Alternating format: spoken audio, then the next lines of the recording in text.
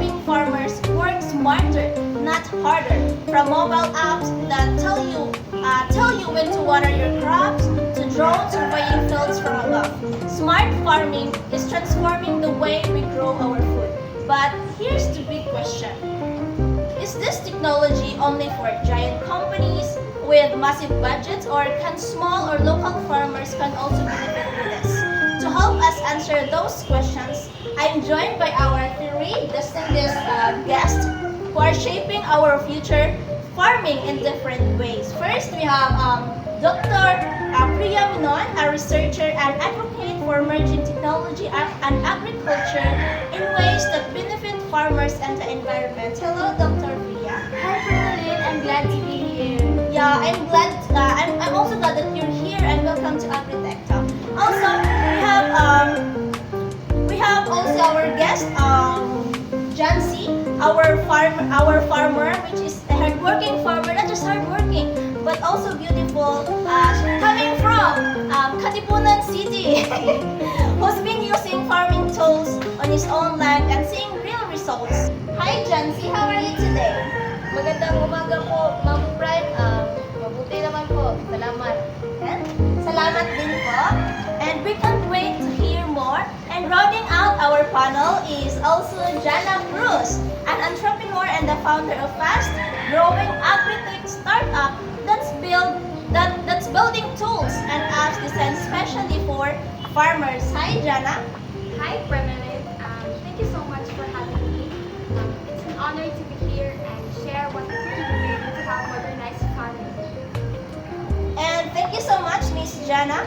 And now, let's start with the basic.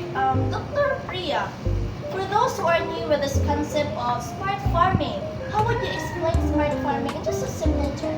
Okay, so for me, smart farming is the use of technology or smart tools like sensors, drones, GPS to help farmers make better decisions. And also, it helps farming much easier. Thank you so much for that, ma'am. That's such a clear explanation. I love how it combines science with day-to-day farm work. So, Jancy, since ikaw yung isa sa mga gumagamit ng mga tools, yung mga innovations natin ngayon para sa ating farm, ano yung mga experiences mo ano yung mga experiences mo sa paggamit sa mga tools na to? Yes po, Ma'am Prime, no, kasi before po ako gumamit ng soil sensor is minamano-mano or hinuhula-hula ko lang talaga kung kailan ko mag-fertilize ng mga crops ko at kung kailan ko siya tutubigan, ma'am ba?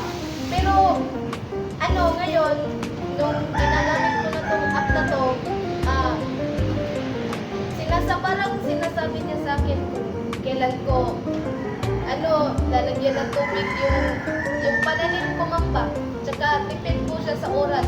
Sinasabi niya rin kung kailan ulan. Kaya yung mga plano ko talaga, ma'am, is So, kumbaga ma'am, yung pagpa-farm mo, yung pagsasaka mo is mas pinadali pa. Yes po, Dahil ma'am. sa mga technology na meron ngayon. So, thank you so much for that. And now, I want to ask the owner of the company who builds these tools and technology. Ma'am Jana, your company builds these kinds of tools for farmers. Why do you think smart farming is such a crucial innovation right now? So, smart farming makes farming easier and faster. Farmers can avoid guessing and it helps them make better choices. So, for example, there's this one app that lets the farmers take a photo of their crops and then the app tells if there is a disease or pest. So, that's it. So, Ma'am Jana, that sounds useful. And thank you so much and your company for having an innovations with this kind of technology in order to help our farmers. And I also want to know if this kind of technology is also helpful for local farmers, not just for wealthy or bigger company who owns farms. I want to hear the answer of Dr. Priya. Yes. Even small farmers can benefit the use of smart tools. Like, there are so many low-cost tools today, and small farmers can afford it, and small farmers can buy it, not just like the big farming companies like that. No. Yung mga maliliit na mga farmers ay magagamit din nila itong mga tools na to para sa kanilang farm. And matutunan na nila ito kasi meron itong mga mga technologies like i-connect mo lang sa internet, like ganun. That's good to hear, ma'am, kasi marami din tayo, we have lot of farmers na hindi din ng mga ganitong technologies in order for their ways of farming to be much easier. Yes, but there are so many challenges. Right? Like, in rural areas, they don't have access to internet, and some of them, they lack electricity, so they cannot access the smart tools, they cannot use it. Mom, since you've seen these challenges ahead, I would like to know if you have solutions for this kind of problems to our rural areas. Yes, we have. We have ongoing research, and our goal is to provide small farmers in rural areas. Okay, that's good to hear. And let's go back to the story of Ma'am Jancy. Mula nung ma'am, gumamit ka ng mga smart tools para sa farming mo. Ano yung nakita mo mga changes? Marami po talaga, ma'am, kasi nakaka-save po ako ng paggamit ng tubig, tsaka konti lang rin yung nagagamit ko na fertilizer ba. And mas tumaba po yung mga pananim o mga crops po, ma'am. Tapos, nung last season po is tumaas po yung harvest ko ng 20% po, ma'am. Oh, that's a lot of increase. Yeah, malaki na po para sa amin yun, ma'am. Kagaya namin ng mga small farmer lang, ma'am. Yeah, definitely. That's incredible to hear. Naman And po, ma'am. since I'm so inspired of what you've shared to us, also I would like to ask if yung mga farmers ba, ng mga katabi mong farmers sa land mo, is inspired ba din siya sa mga ginagawa niyo sa paggamit mo ng mga ganitong tools? Oo po, ma'am. Kasi simula po nung gumamit ako nitong app na to, ma'am, is yung mga kaano ko rin, ma'am, ba, mga kasama ko rin sa pagpa-farm, ma'am, is tinatanong nila kung paano gumagana tong app na to, tinanong nila kung anong klaseng app yung ginagamit ko. Ngayon po, ma'am, marami na po kami gumagamit nitong app na to, ma'am, at malaki po talaga yung tulong natin na iambag nito sa amin kasi mas napapadali po yung trabaho namin bilang mga farmers po. That's so inspiring, ma'am. And I would like to know, nung una ka pang gumamit ng mga ganitong technology, application, or tools, nahihirapan ka bang gamitin? Opo, ma'am, kasi lumaki po kasi ako sa bukid, ma'am, tsaka limitado lang yung mga teknolohiya ron, ma'am, ba? Di ko alam, nung una, di ko alam paano gamitin tong ganito, pero lahat naman ng bagay, ma'am, natututunan kapag desidido ka talagang malaman kung paano yan gumagana.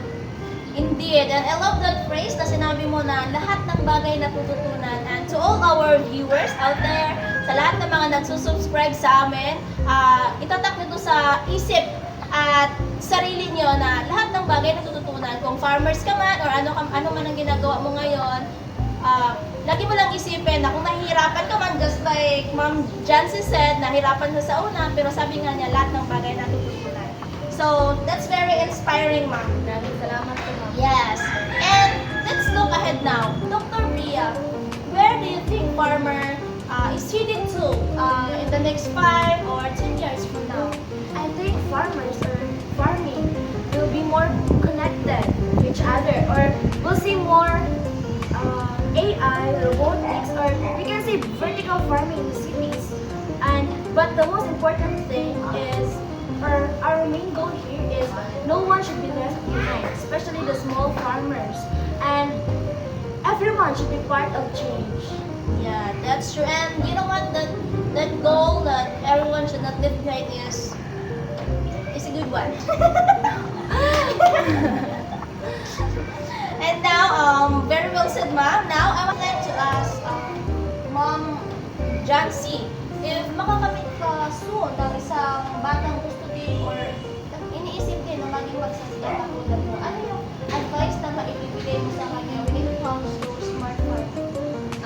Para po sa mga kabataan na gusto rin po maging farmers po, ma'am, kagaya namin, magagamit po nila ito para sa mas mabuti at mas mabilis na farming. Kaya ang masasabi ko lang, huwag kayong matakot. Kung gusto nyo talagang matututunan natin yan na sa may mga paraan naman para sa mga ganyang bagay. Yan talaga yung gusto mong mangyari. That's very educational and inspiring kasi some of the people think na yung pagpo-farm is just a small thing, but sa totoo lang yung pagpo-farm is malaking bagay po siya. Tama ba, ma'am? Hindi lang mahirap. Talaga, ma'am. Yes, tama. So, as you can see, napaka-powerful no sinabi ni Ma'am Jancy about sa technology. So, Ma'am Jana, are you seeing the same spirit in other farming communities? Yes, farmers love to share their knowledge. Some even form groups to buy tools together because in that way they can all benefit from it even if it costs a lot more.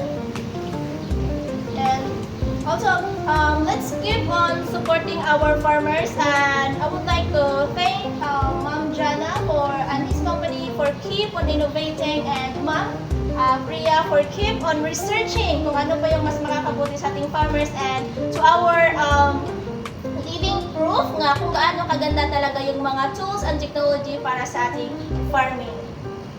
And thank you so much to all of you guys for coming here and spending time with me. I'm so grateful for that. I'm so grateful for that. Thank you so much, Mom. So to our listeners, whether you're a farmer, you're a student, or you just love technology, or just curious about how your food are being produced or how your food came from, know this, that the future of farming is bright and it's happening right now. Stay tuned for our future harvest, and remember, let's grow smarter and together. This is Agri Tech Talk. Thank you.